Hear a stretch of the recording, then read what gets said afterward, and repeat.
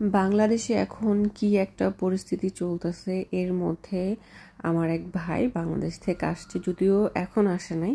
যখন আরও খারাপ অবস্থা ছিল, যে সময় কোনো ইন্টারনেট ছিল না, কিছু ছিল না, সেই সময় আসছে 24 তারিখে। তো ওই সময় তো আরও বাংলাদেশের অবস্থা অনেক খারাপ ছিল। সেই সময় সে আমার জন্য অনেক কিছু নিয়ে আসছে। আমি একটা বেলুন আনতে বলছিলাম, বাংলাদেশের এই টাইপের বেলুনগুলো আমার খুব ভালো লাগে। আর হচ্ছে নামাজ পড়ার জন্য 2টা এরকম বড় হিজাব।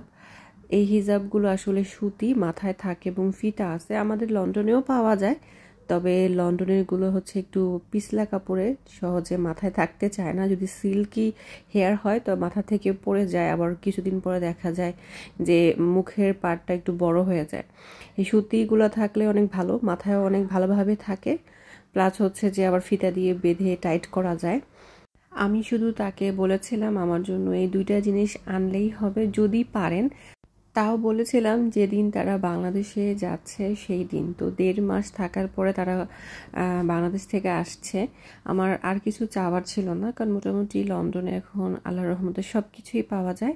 তারপর আমার জন্য তারা আরও অনেক কিছু আনছে। এখানে কিছু লটকন ছিল, এখন পেয়ারা, লটকন, আমড়ার সিজন। এই ঝামেলার মধ্যে তাদের চোখের সামনে যেটুকু পেয়েছে, যা পেয়েছে তাই নিয়ে আসছে। কারণ আপনারা তো বুঝতেই পারতেছেন, এর মধ্যে তো মানুষই মানে লন্ডনে আসাটা অনেক বড় একটা ব্যাপার ছিল। তারপর 2টা পেয়ারা প্রায় 1 কেজির কাছাকাছি হবে, এখানে লটকনের মতো আছে। তো এগুলো দেখে যে কি ভালো লাগছে। অন্য কেউ থাকলে বা আমি নিজে থাকলেও হয়তো বা ভাবতাম যে জানটা নিয়ে আগে লন্ডনে যাই। তার মধ্যে আমার জন্য এটা দিচ্ছে, এটার ওজন আছে প্রায় 3.5 কেজির মতো। এটার যেরকম ওজন হবে আমি আগের থেকে জানতাম। তো আপু আমাকে অনেকবার বলতো আমি যদি আমার জন্য একটা আনি তো তোর জন্য একটা আনবো। আমি বলতাম আপু আনার দরকার নেই, কোনোভাবে তো আমরা 10 বছর 11 বছর ধরে ভর্তা করে খাচ্ছি, শুধু শুধু এটার যে ওজন।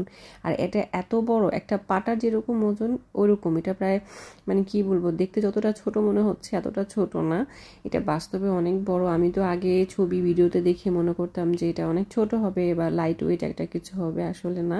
যাই হোক, থ্যাংক ইউ। এটার মধ্যে আরাম করে ভর্তা করে খাওয়া যাবে, বসে বসে দাঁড়িয়ে দাঁড়িয়ে ভর্তা করা যাবে। আর কোরবানির মাংস হচ্ছে এটা, মানে কোরবানি কবে হয়ে গেছে আমার জন্য রান্না করে কোরবানির মাংস এখানেও প্রায় 1 কেজির কাছাকাছি ছিল, বরফ করে তারপরে পাঠাইছে। মানে কোরবানি দিছে আপু, তো চিন্তা করছে আমি যাতে একটু কোরবানির মাংস খেতে পারি। মানে এইটা খেয়ে আমি একদম মনে হয়েছে যে আমি কোরবানির মাংস খাচ্ছি। আর কালারটা দেখি তো বুঝতে পারছেন যে এটা কতটা টেস্ট হয়েছে।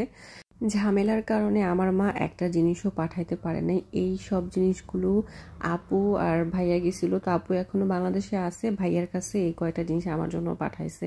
আমার আম্মু চাইছিল কিছু পাঠাইতে, কিন্তু এই ঝামেলার কারণে আমি কোনো কন্টাক্ট করতে পারি নাই, আমার বাসা থেকে কিছু কিনে দিতে পারে নাই। তো আপু যা যা পারছে আমার জন্য পাঠাইছে। অসংখ্য ধন্যবাদ আপু এবং ভাইয়াকে। আল্লাহ হাফেজ।